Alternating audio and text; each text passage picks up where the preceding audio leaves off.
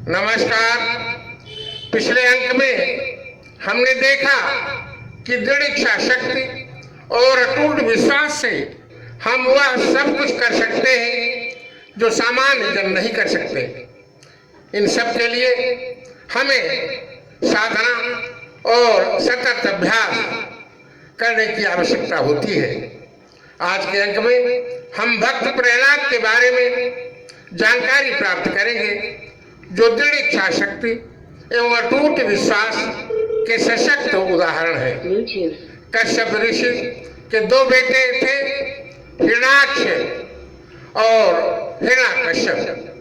हिरण्याक्ष बड़ा था और हिरण्यकश्यप छोटा। हिरण्याक्ष बहुत आतताई था, जिसे भगवान विष्णु ने सूकर का रूप रखकर मारा था। इसलिए हिरण्याकश्यप भगवान विष्णु से वैर भाव रखता था। हिरण्याकश्यप के 4 बेटे थे, अमलाद, अहलाद, संगलाद और प्रहलाद। हिरण्याकश्यप वरदान प्राप्त करने के लिए, तपस्या करने के लिए महेंद्र पर्वत पर पहुंच गया और वो ब्रह्मा जी को प्रसन्न करने के लिए तपस्या करने लगा। बहुत काल तक उसने तपस्या की। तपस्या से प्रसन्न होकर ब्रह्मदेव प्रकट हुए। वो बोला, हे ब्रह्मदेव, मैं मरना नहीं चाहता, इसलिए मैं अमरता का वर मांगता हूँ। ब्रह्मा बोले, हे दैत्यराज, अमरता का वर हम नहीं दे सकते, इसके सिवा कुछ और मांग लो। वह बोला, देव दैत्य नर आदि जीव से, देव दैत्य नर आदि जीव से कभी नहीं हम हार सके। भू नभ निश दिन अंदर बाहर अस्त्र शस्त्र ना मार सके।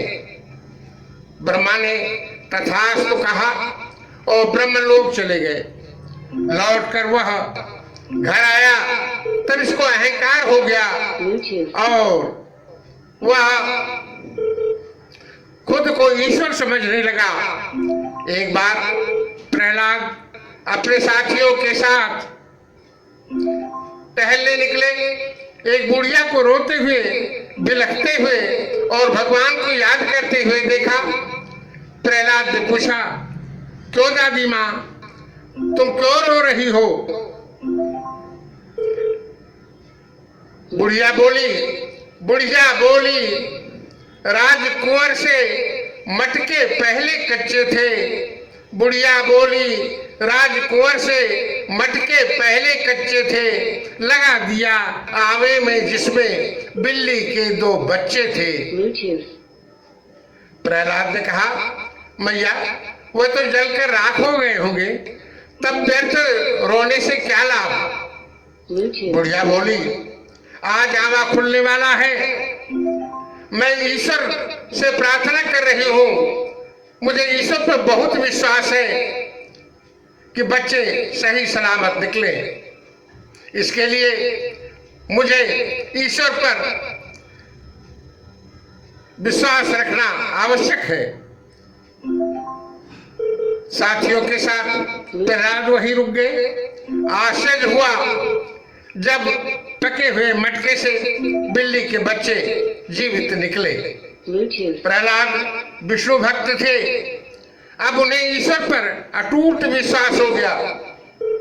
एक दिन गुरु आश्रम भेजने के लिए हिरण्यकश्यप ने गुरु अमर एवं गुरु षंड प्रवर को बुलवाया और पढ़ने के लिए प्रहलाद को गुरुकुल में भेज दिया। और उसी के कुछ दिन बाद प्रहलाद जब अपने पिता हिरण्यकश्यप की गोद में बैठे हुए थे, हिरण्यकश्यप ने प्रहलाद से कहा, बेटा, आज गुरुकुल में क्या पढ़ाया गया है, मैं उसे जानना चाहता हूँ। कहा कुंवर ने षंड गुरु है, ईश आपको बतलाते। कहा गुरु ने संग गुरु है, ईश आपको बतलाते। मैंने कहा ईश एक ही, ईश नहीं नृप बन पाते। मैंने कहा ईश एक ही, ईश नहीं नृप बन पाते। संत विष्णु का नाम सुनते ही नृप ने प्रहलाद को भूमि पर पटक दिया। वह बोला, विष्णु मेरे शत्रु हैं, उसका नाम तुमने क्यों लिया? बहुत मनाया प्रहलाद को, परंतु उसने विष्णु की भक्ति नहीं छोड़ी। तब राजद्रोह के कारण प्रहलाद को मृत्यु दंड दे दिया गया। प्रहलाद को पहाड़ के शिखर से भूमि पर गिराया गया। आरक्षियों ने राजसपेरों को बुलवाकर बक्सनाक से डसवाया। समुद्र के भंवर में उसे डाला गया। बर्फ की शिलाओं पर उसे लिटाया गया। पागल हाथी के सामने उसे डाला गया। पत्नी कयाधु पर दबाव डालकर मां के हाथों से जहर दिया गया। हिरण्यकश्यप की बहन होलिका, जिसको वरदान था कि उसे आग जला नहीं सकती, उसे इस बात के लिए बड़ा घमंड था। होलिका ने प्रहलाद को गोदी में लेकर आग के शोलों में बैठ गई। खुद जलकर तो राख हो गई, परंतु प्रहलाद बच गए। यह थी प्रहलाद की दृढ़ इच्छा शक्ति और ईश्वर के प्रति अटूट विश्वास। जिसने किया भरोसा प्रभु पर, जिसने किया भरोसा प्रभु पर, कार्य सिद्ध हो जाते हैं। बनकर दास स्वयं वे आते, बनकर दास स्वयं वे आते, जन का बोझ उठाते हैं। हिरण्यकश्यप की पत्नी कयाधु विचार कर रही थी कि मृत्यु निकट है आई नृप की, मृत्यु निकट है आई नृप की, बहुत अधिक दिन शेष नहीं। अंत समय, अंत सामने खड़ा हुआ है, अब बच सकता सिंदूर नहीं। अंत सामने खड़ा हुआ है, अब बच सकता सिंदूर नहीं। और फिर एक दिन,